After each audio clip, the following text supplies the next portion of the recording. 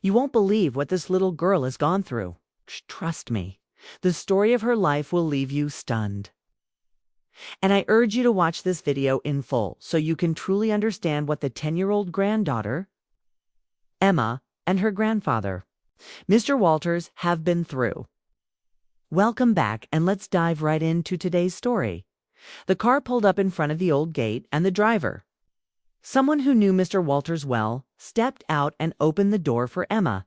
She slowly stepped out, her legs a little shaky, as if the weight of the world had settled on her small frame.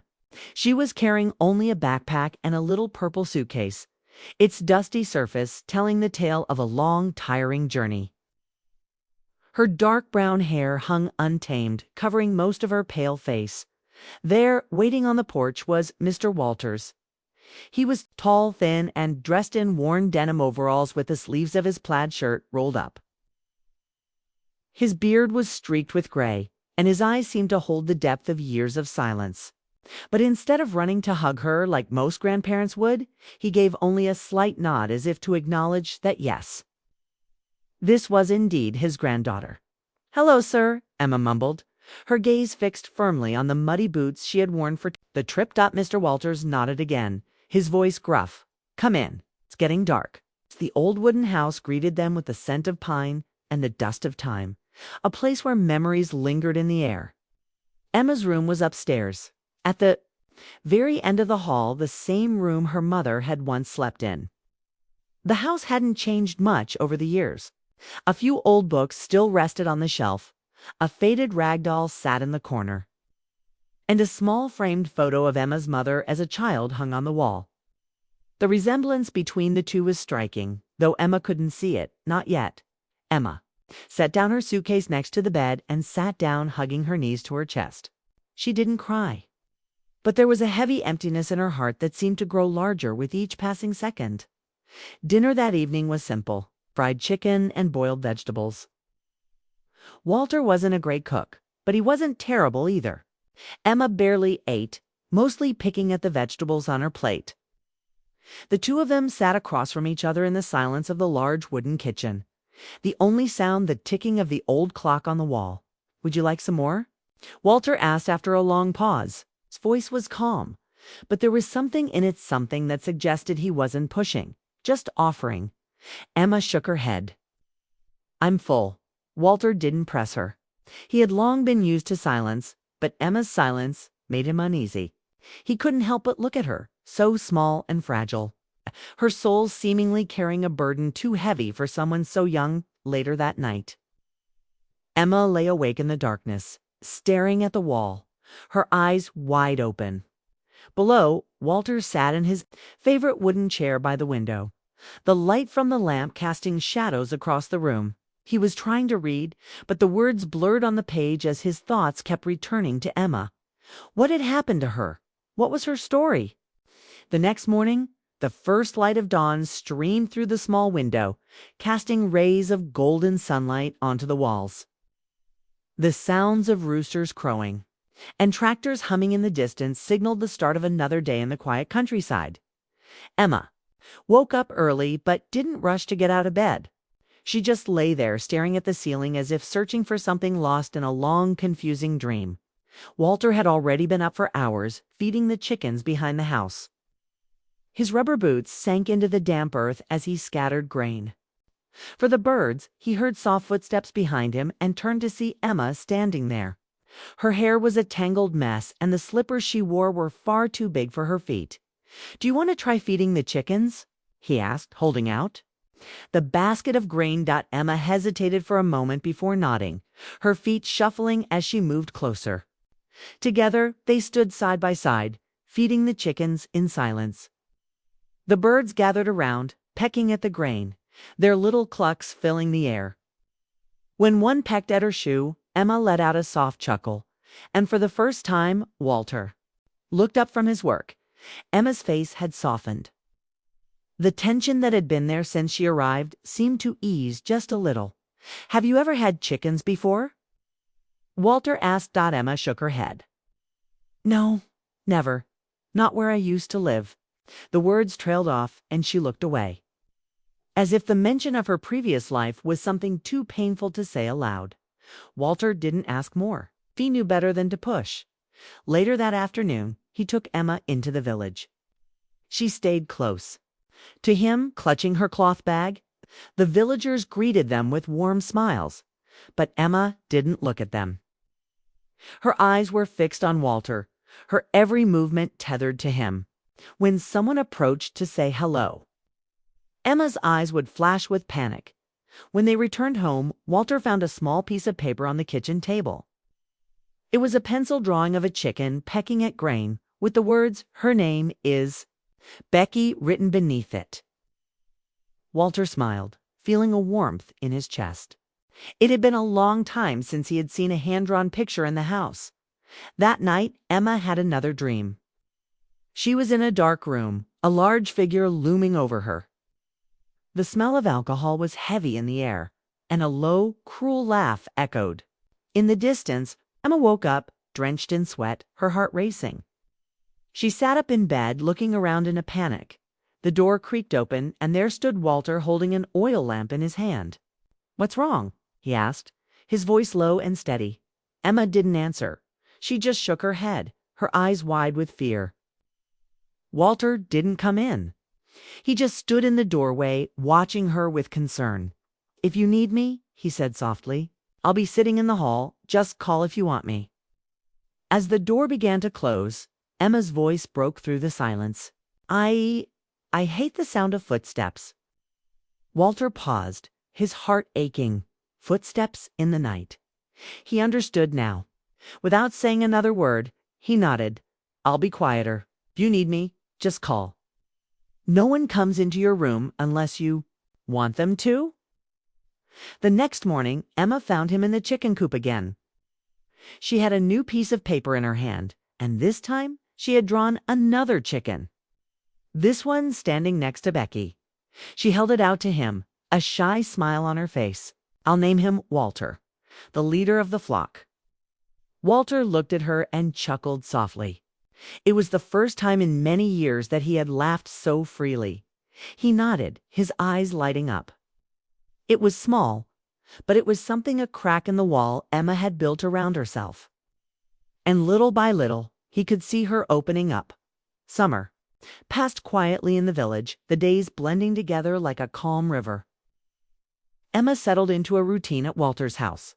She woke up early every morning, helped him with the chickens, picked vegetables, and sometimes watered the apple orchard behind the house. Walter didn't talk much, but he always made sure to save the best part of the meal for her. He watched for every sad look, every time she flinched at a noise. He noticed the small changes, the way her eyes softened just a little, the way she spoke more freely. One afternoon, while cleaning out the old barn, Emma found a small wooden box. Inside were her mother's belongings, a diary, some colored, pens, and a yellowed photograph of Walter and his daughter, Emma's mother, when she was still a little girl. Emma stared at the photo, her hand gently tracing the image of her mother's face. "Did Mommy smile a lot?" Emma asked, her voice barely above a whisper. Walter looked up from his tools, his eyes softening. He thought for a moment before answering. He smiles all day, talks a lot to not like you at all.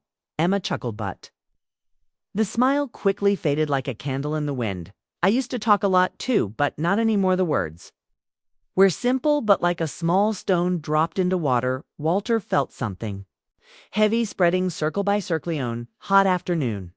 Emma sat under a large apple tree, drawing book in hand. She was drawing a portrait of Mr. Walter's straw hat, rolled up shirt, hoe in hand, note exactly the same, but the eyes, those were the eyes, deep and warm like ashes. Walter came closer, glanced at the drawing. He said softly, "Drawing is also a way to remember."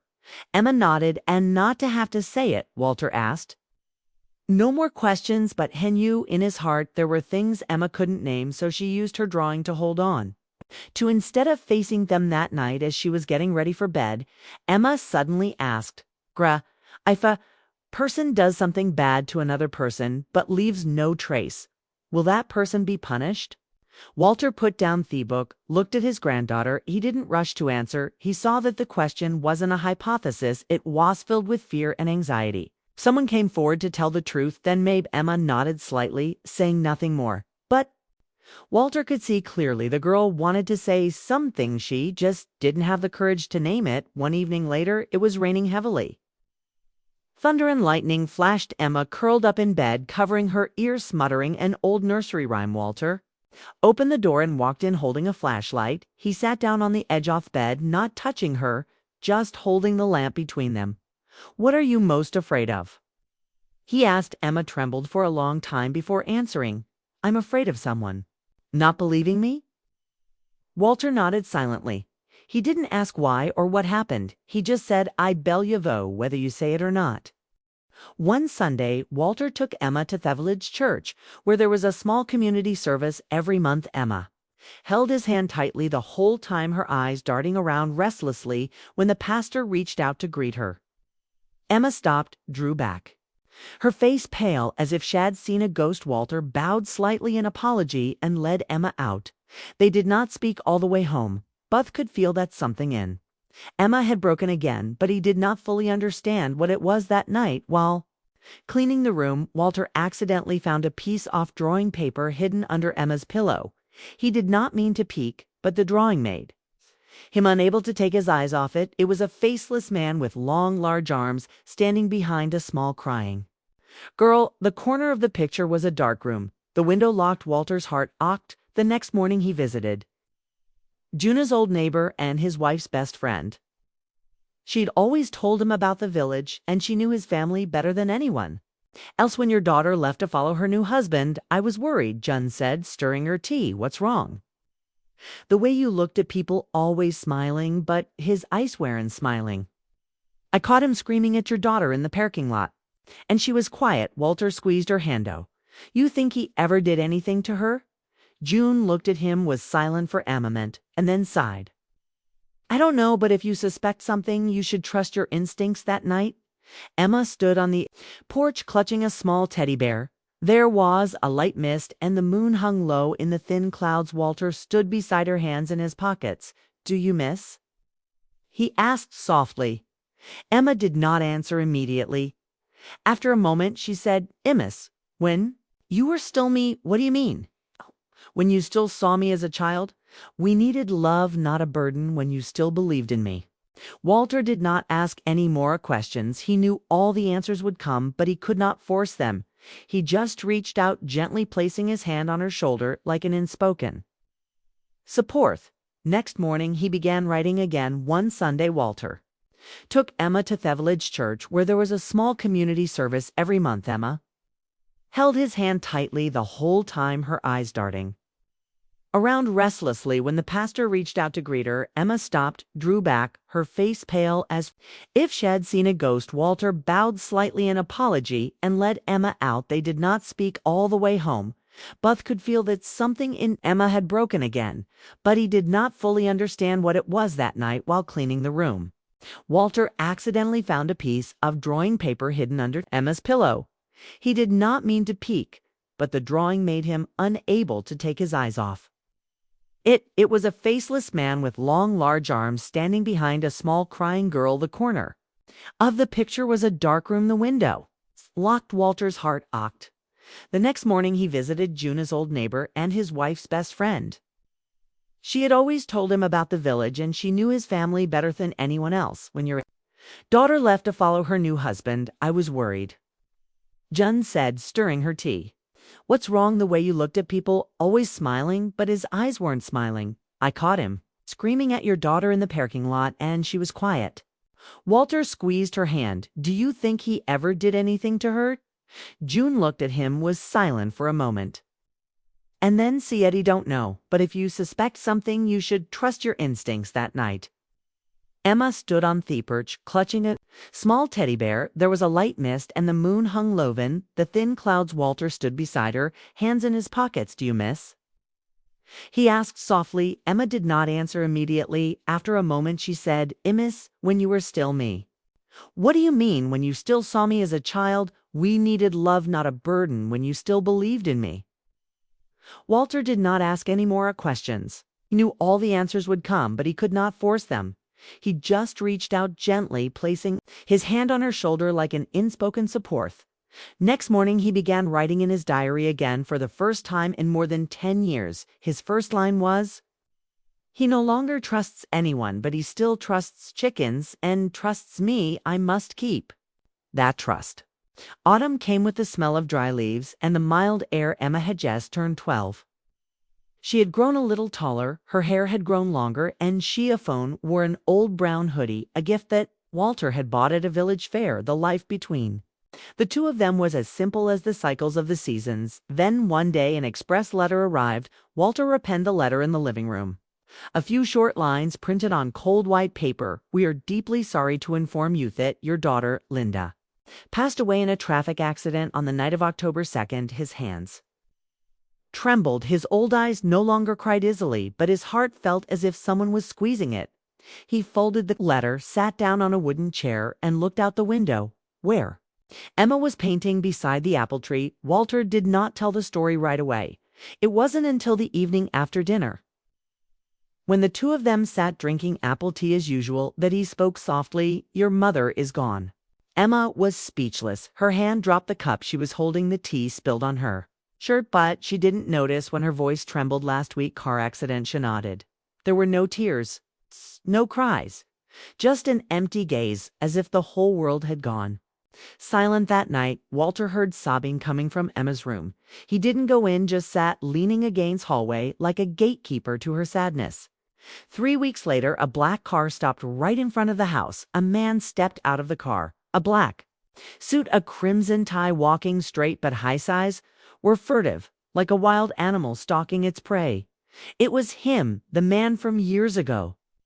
"Linda's husband, Emma's stepfather, Mr. Walter," he said, half polite, half cold. "I've come to get Emma. Her mother is dead, and I'm her legal guardian." Walter stood silently on the steps, his eyes dark. "He didn't come down her. Did he invite him in? She's not going anywhere, with all due respect." He pulled a sheath of papers from his pocket. "I have full custody of her. It's a court order, and her mother agreed to sign. It's my responsibility." Emma stepped out of the house just in time to see him. Her whole body froze. The pencil she was holding fell to the porch floor, breaking entwined her eyes. It was no longer the image of her guardian, but a real nightmare resting there in broad daylight. She backed away, slipping on the floor, her mouth trembling as she uttered 2 words. "No, he no." Walter turned around, catching his niece in time. He put his arms around her, his eyes as hard as cold iron. "Get off my land," he said in a low, steady voice. "If you come back without the courthouse behind you, I'll call the police." The man said nothing. Morheg of Emma, one last look, curled his lips, half a smile, half a threat, and turned and walked back to his car. The black car disappeared behind the corn. Emma was still shaking in his arms. Walter knew this war had only just begun. Next morning, Walter went to the county courthouse to ask about the guardianship. The clerk, after checking records, confirmed that Linda's husband, Emma's stepfather, was now the legal guardian according to the paper signed earlier. "Unless you have proof that this person is unfit," she said, "you cannot keep your granddaughter without this consent or a court order." Walter left the courthouse feeling bitter. He had believed in the law all his life. But no, it was like a trap set, forcing a child back to a place that had scared her to sleep. When he told Emma that he needed a lawyer, she panicked. "I don't want to go to court. I don't want to see him anymore." Walter hugged her. "I know, but without a court, we can't protect you forever." Emma was silent. She understood, but the fear in her eyes could not be hidden. Like a small fire still smoldering in her heart. News of the custody dispute spread throughout the village. Some people supported Walter, but many others were as scornful. "That man is the husband of the girl's mother, after all. Mr. Walter has no legal rights. She is just an illegitimate child, not your biological child." Walter did not respond. He had no time for gossip. He spent every evening taking notes, writing in his diary, collecting very memory, every detail that Emma had ever shared, even if it was just a drawing, a dream, a vague statement. One day when Walter went to get the mail, he heard screaming in the house. He rushed in to find Emma. Huddled by the desk, her head in her hands on the floor, was a new letter, an unmarked black envelope with a photograph inside Emma with her mother and him from Thengel. Of the photograph, you could see his hand on Emma's shoulder, squeezing it tightly. Unnaturally, Emma sobbed. He knew. He wanted me to remember. Walter squeezed the photograph tightly in his hand, then threw it into the fireplace. Scorched pieces swirled with black smoke. No one is allowed to scare me. Again, 2 days later, Walter met with a young lawyer named Laura, who had been his daughter's student. After listening to him, she was silent for a moment, then said, "We can file for a temporary restraining order if we can prove that Tima is in danger of mental or physical harm, but we'll need proof and Emma might have to go to court." Walter nodded. "As long as my niece isn't taken away." Laura looked at him, her eyes determined but also tired with age, and she said, "Then we'll start today." That evening, Emma put the sketchbook on the table. The first pagawas, a picture of a wooden house. 2 figures standing side by side, one tall with a silver beard, the other small. Drawing on the roof were the words in small letters and crayon, "Home, where no strange footsteps are heard."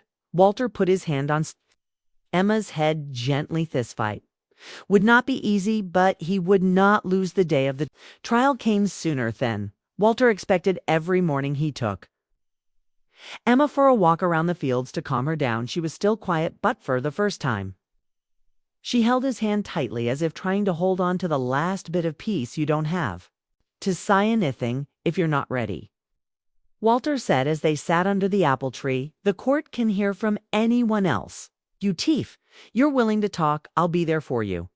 Emma nodded, but her eyes remained fixed on the distant horizon. The county courthouse was in the center of the small town, where all eyes were on the heated dispute. Inside the courtroom, cold white light fell on the wooden table and benches behind it. Emma's stepfather sat with his lawyer, a silver-haired man, smooth and convincing. He wore a gray suit and his demeanor was calm, as if everything was in his hands. Walter's lawyer, Laura, on the other hand, was young, inexperienced, but her eyes were always burning with enthusiasm. She stood beside Walter and Emma, holding a thin file which contained what the two had been preparing for the past months: Walter's diary, Emma's drawings, and a few vague statements. Not enough, Laura thought. We need something really strong. The trial began. The plaintiff's stepfather's side produced the marriage certificate, the legal guardianship agreement that Emma's mother had signed before she died. His lawyer argued clearly, "My client is the sole legal guardian at the moment. Mr. Walter, as the maternal grandfather, has no clear legal right to keep the child." When questioned, he said softly, "I love her like my own daughter. The current estrangement is due to Mr. Walter's deliberate attempt to separate her." Walter almost jumped up in protest, but Laura put a hand on his shoulder, reassuring him gently. It was the defense's turn. Laura presented her suspicions. Emma's erratic behavior, her nightmares, her unstable drawings, and her extreme fear of her stepfather. The judge nodded, but his face gave little away. "Does she have anything to say herself?"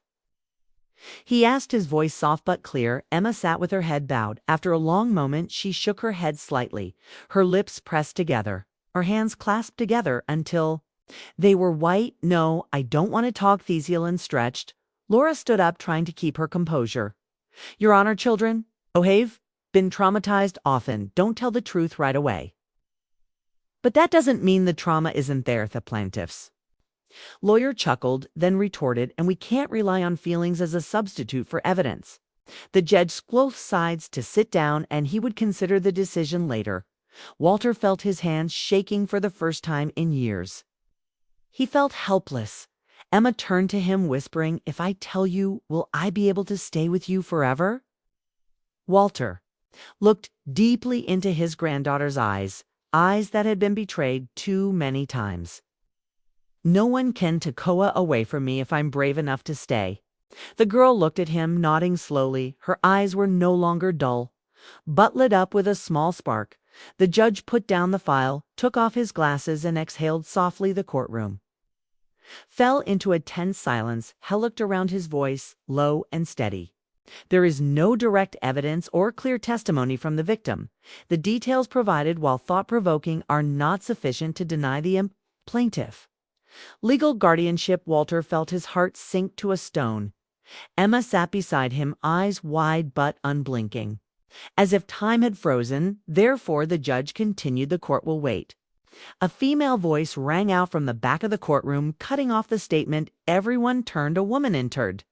She was petite, her hair tied back in a hurry, her eyes a mixture of worry and determination. She stood in the middle of the courtroom, looking straight at the judge. My name is Maria. I, Useto, work for his family, and I have something to say."